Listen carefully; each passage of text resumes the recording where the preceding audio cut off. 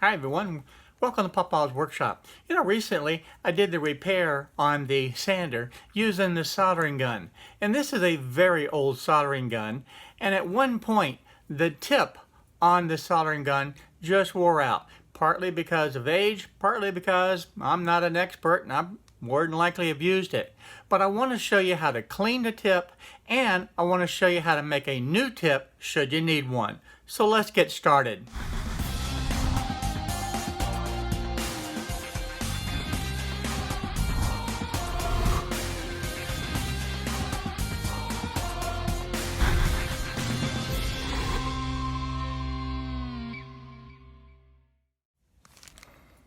Now, after I used the soldering gun the last time, I didn't clean this tip. And today I want to be able to show you how to clean this tip so it'll be ready for use next time. And also, the old tip that I had to replace, I want to make a new one that's a little bit different shape than this one, to be more in line with what the old one looked like. And to do that, what I did is I went to just a big box store, and over in their electrical department they have solid copper wire that's used for grounding rods. And what you need to be able to have is the correct diameter. And the big box store usually has several different diameters, the correct diameter for your particular soldering gun. And so that's what I've done. The next thing, you just loosen this screw, which I've already done, and we can pull this out to be able to get the length. So I'm going to go ahead and measure this one, and I'm going to cut my new length right here. So that's going to be my measurement. So I'm just going to take my snips and cut that wire. Okay, so that gives me the correct length. Then I'm going to go ahead and put this one away should I need it again in the future, because I'm not going to throw that away. Now the next thing I'm going to do is go ahead and put the original one back into the soldering gun. And I'm going to put the little set screw in here to be able to hold this, so I don't want to lose that screw.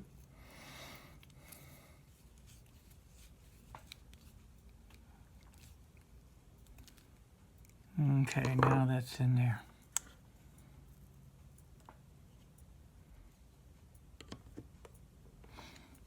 Okay, that's good and tight again. So I'm going to go ahead and plug this in and heat it up so I can go ahead and clean this tip, and then I'm going to re-tin it. Okay, while the soldering gun is heating up, I'm going to go ahead and take this new piece of copper wire and I'm going to make a new tip. Now I go ahead and put the wire into the chuck of the drill, and then I want to be able to try to get it as straight and running true as possible. So it just takes a couple of minutes, and I want to bend it just ever so slightly so that it runs as true and straight as possible. Okay, with that running real close to true, I'm going to go ahead and turn the sander on, and I'm going to shape this point.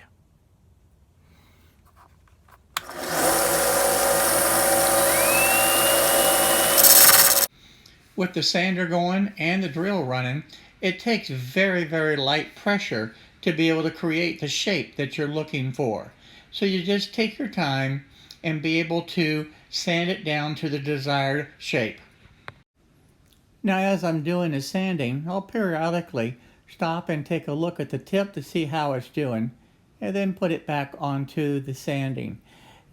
And I may change the angle slightly. Again, it's all about getting to the desired shape of a tip that I'm looking for.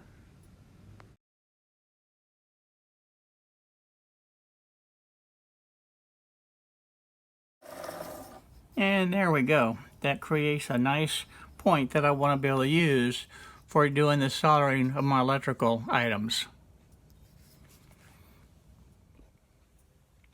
Okay, it's cooler now, and I went ahead and slipped my new tip in, and I'm going to go ahead and tighten that. There we go. And then I'll plug this back in.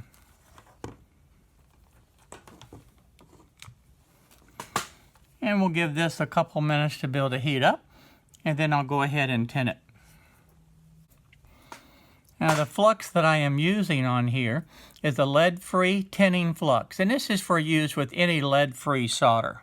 We'll test this out and see if it's hot enough.